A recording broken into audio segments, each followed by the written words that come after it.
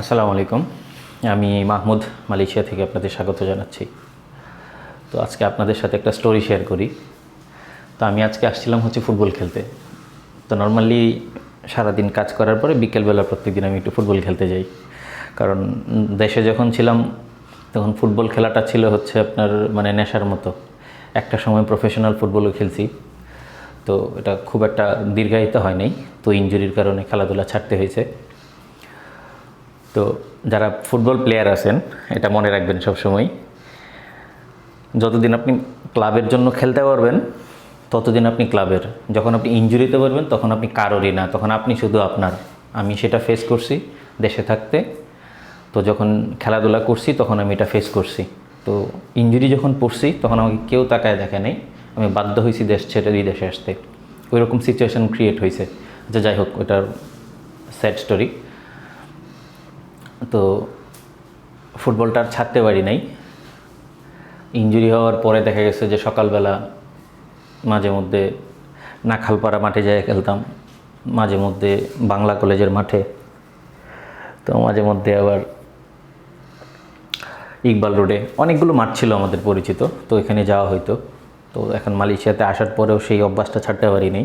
তো প্রত্যেকদিন সকালবেলা যাওয়া, প্রত্যেকদিন বিকালবেলা যাওয়া হয় ফুটবল খেলতে। তো আজকে সারাদিন কাজ শেষ করে নর্মালি আজকে আসছি ফুটবল খেলতে। যখন আমি বাসার থেকে বের হয়েছি কোনো বৃষ্টি নাই, পুরা রোদের মধ্যে আসছি। তো মাঠে এসে পৌঁছাইছি, ড্রেস আপ হয়েছি, ড্রেস চেঞ্জ করে সব কিছু করে ড্রেস আপ হয়েছি। তিনি একটা ডাক দিল, ঝুম বৃষ্টি।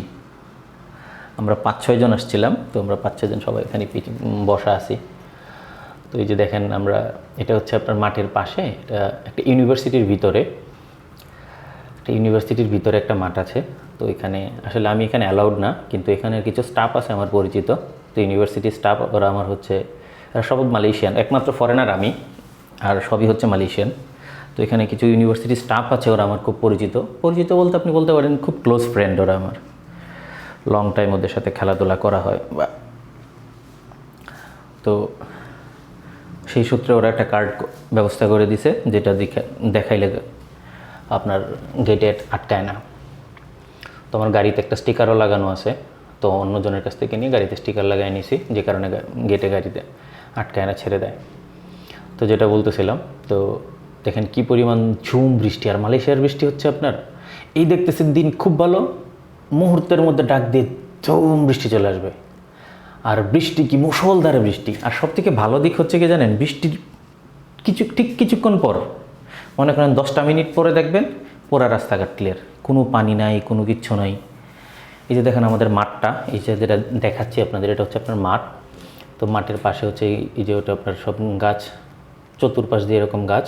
আর পুরা মাঠটাই আপনার কাঁটাতার না, এটাকে যে আমরা বাংলাদেশে যেটাকে নেট বলি আর কি, প্রায় 10-11 ফিট উঁচু করে নেট দেওয়া আছে চতুর্পাশে। আর বুঝতেই তো পারতেছেন একটা ইউনিভার্সিটির ভিতরের মাঠগুলো যেরকম হয় আর কি, খুব সাজানো গোছানো। এমনিতে মালয়েশিয়া অনেক সাজানো গোছানো, তো ইউনিভার্সিটির ভিতরের মাঠগুলো আসলে অনেক সুন্দর। তো এখানে সপ্তাহে 5 দিন আমরা আসি। আর শনি রবিবার এই 2 দিন আসা যায় না, কারণ শনি রবিবার দিন আপনার স্টাফ যারা আছে ওরা ওদের বাড়িতে চলে যায়। তো যে কারণে শনি রবিবারে খেলা হয় না, শুধুমাত্র বাকি যে 5 দিন আছে ওই 5 দিনই এখানে খেলা হয়। তো আর এখানে কি জানেন, বৃষ্টির সময় এত জোরে জোরে বাজ পড়ে, কল্পনা করতে পারবেন না। বৃষ্টিতে আমাদের যেরকম বৃষ্টি আমাদের দেশে বৃষ্টি হলে মানুষ বৃষ্টির মধ্যে ভিজতেছে, কিন্তু এখানে কেউই সাহস করে না। অনেক বাজ পড়ে ভাই, অনেক বাজ পড়ে, এত জোরে বিকট সাউন্ড হয়, ভয়ঙ্কর। ঠিক আছে, ভালো থাকবেন, দেখা হবে অন্য ভিডিওতে। আসসালামু আলাইকুম।